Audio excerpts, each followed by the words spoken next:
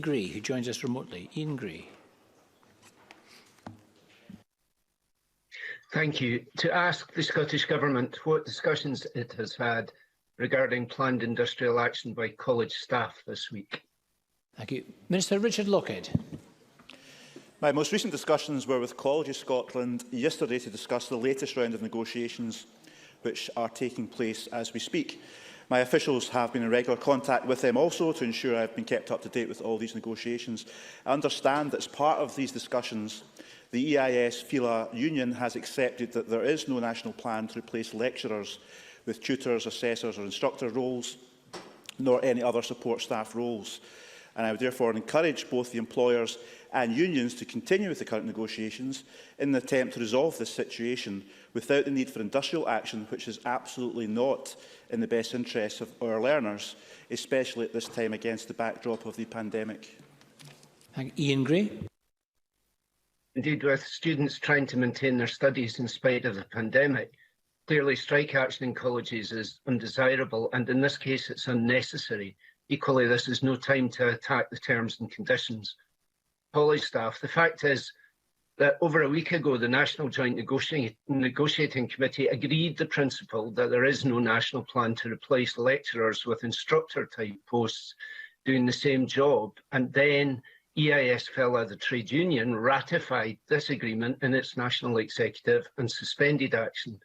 But Colleges Scotland refused to do so, even although the agreement was based on an employer-side proposal. This just seems a matter of bad faith. Will the Minister intervene now and ask College Scotland to stand by their own words, ratify the agreement they made and stop the need for strike action? Minister. As Ian Gray knows, this is a matter to be resolved between the employers and the trade unions, and much progress has been made over the last few weeks and months with the joint statement, which you're aware of, I'm sure, where, as I said in my opening answer, they have agreed there is no national plan to replace lecturers with these other roles.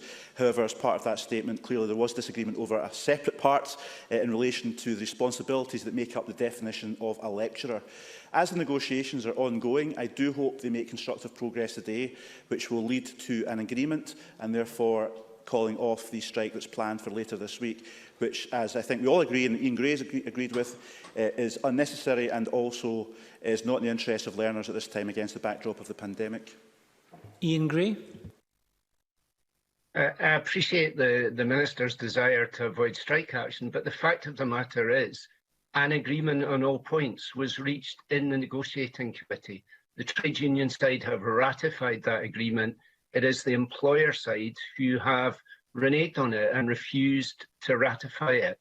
Does the Minister not think that he really should speak to Colleges Scotland, ensure that they ratify the agreement they made and end college staff's fear of an attack on terms and conditions and the need to strike? Minister. As I explained to Ian Gray, I did speak to Colleges Scotland, indeed just yesterday evening, about this and encouraging Colleges Scotland, as indeed I encourage the trade union to reach an agreement and call off the strike action. These are staffing matters between the employer and the representatives of the employee. And of course, as Ian Gray says, the employer did not ratify the joint statement, and I do hope they can settle their differences at today's negotiations, which were taking place this morning, and then adjourned and then reconvened this afternoon, in order that we can avoid strike action, which is in no one's interest, and most of all not in the interest of our learners. Jamie Green, to be followed by Ross Greer. Thank you, Presiding Officer. Whilst we all want to avoid industrial action, we cannot ignore the fact that the sector has seen real terms funding cuts of £80 million since 2008, which clearly is forcing colleges to consider restructuring as cost-saving exercises. Can the Minister accept that these cuts have put tremendous pressures on our college sector and that we must do everything we can now to support them in light of the vital role they will play in post-COVID recovery? Minister. Can I just say to Jamie Green that the college's budget has increased by 30% since this government came into office in 2007, and indeed the most recent budget settlement was actually welcomed by stakeholders, plus the one-off COVID consequentials as well. But yes, things are tough for further and higher education at the moment, largely as a result, as he's aware, of the pandemic, and therefore that's another reason why hopefully both sides can reach an agreement today and call off strike action later this week. I'm sure they do want to do that, and I hope they'll just stay in the negotiating room today until they reach a settlement. Ross Greer. Thank you. Can I suggest to the Minister that strike action is in the interest of college lecturers if it saves their job, though of course no one wants it to come to that.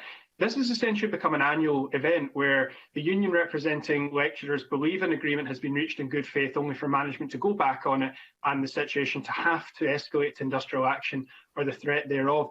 Does the fact that this happens on an annual cycle not raise serious questions about college management's ability to negotiate in good faith?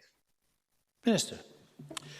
Ross Greer may be interested in the latest statistics that were published today that shows that the number of full-time permanent college teaching staff with a recognised teaching qualification in Scotland's colleges actually increased by 2.1 percentage points in the last year, for which these figures are available. So there's actually an increase in the number of staff in our colleges with these qualifications.